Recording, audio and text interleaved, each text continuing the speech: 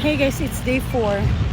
So karon atong day 4 kay gahapon wala ta naka-jog natay client mag-meet. So, but it doesn't mean nga since wala man siya na straight, hindi na tamo padayon. So padayon gihapon ta guys, keep going. So day 4 gihapon ta. So karon naka-decide ta nga mudagan ta sa streets cause kanang murag tungod kasi tuyok dito.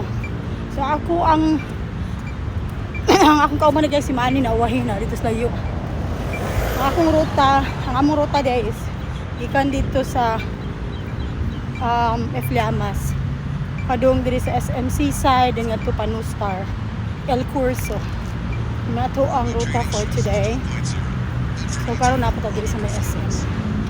And paspasan na tugdagan guys yung mag-abot dito sa El Curso. So, mora to siya guys, it's day 4.